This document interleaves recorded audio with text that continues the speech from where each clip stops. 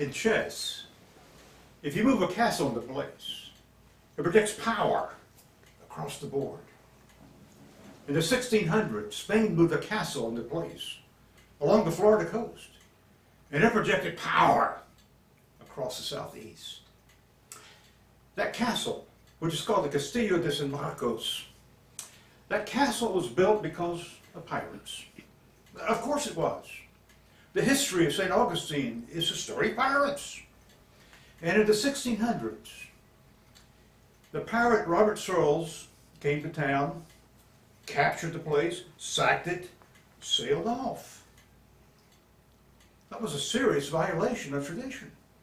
Because the tradition was that every few years the pirates would come to town, they would capture it, they'd sack it, burn it to the ground, and sail away.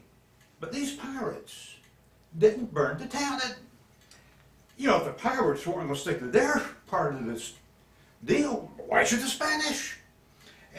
And besides, it occurred to the Spanish that if the pirates hadn't burned it, maybe it was because they planned to come back and own that town. And that was confirmed by rumors that came back about what the pirates had said they were going to return.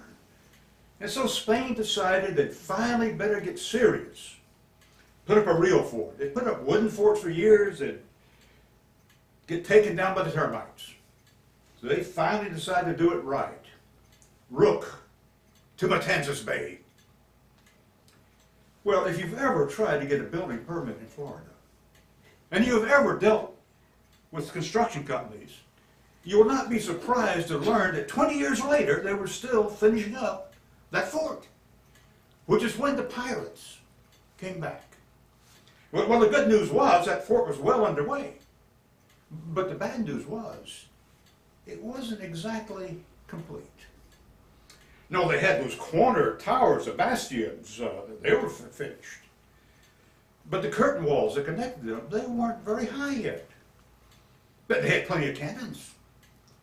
But the cannons weren't mounted yet. And the gates weren't in the walls. The truth is, the place was more like a construction site than it was a military installation. But the governor did not despair.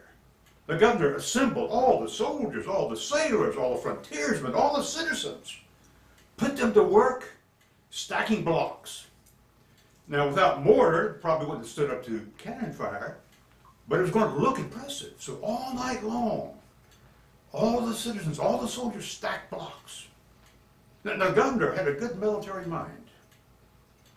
He had a fine grasp of organizational principles.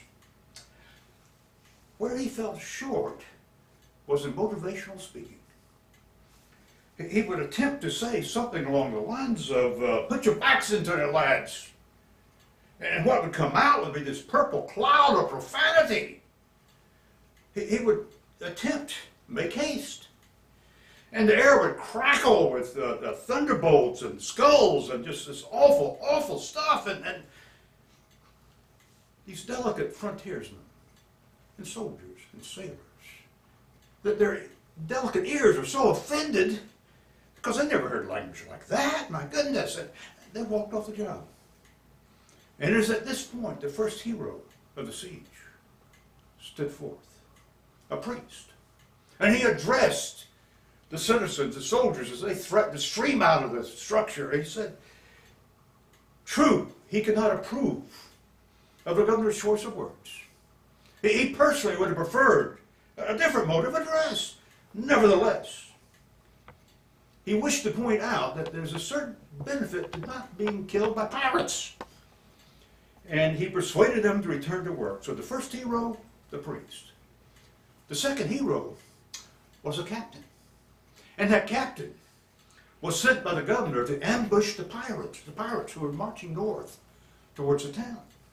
And the pirates outnumbered the Spanish. But they laid their ambush so carefully, they drove the pirates back.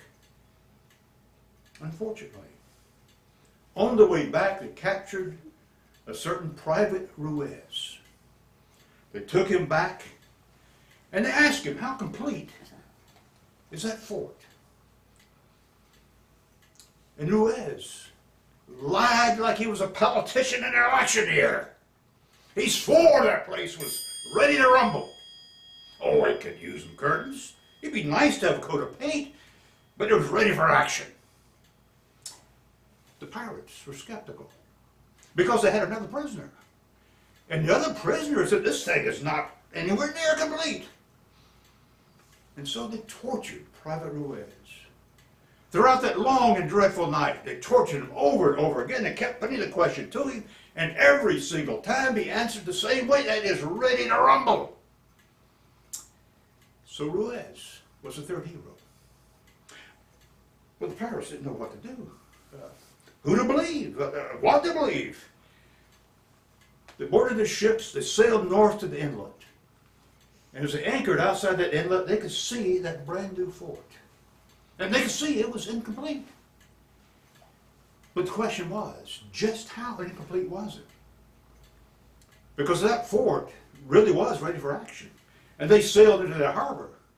They wouldn't be sailing back out again. On the other hand, if the fort was incomplete, and they sailed away, by the time they came back, it'd certainly be finished and well manned and everything. This could be their last chance to capture St. Augustine. What to do? They weighed the pros, they weighed the cons. And they finally folded. They sailed away, never to return. Well, in chess, if you move a castle into place, it projects power across the board.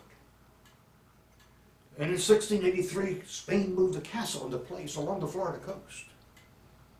But in 1683, the game wasn't chess, it was poker.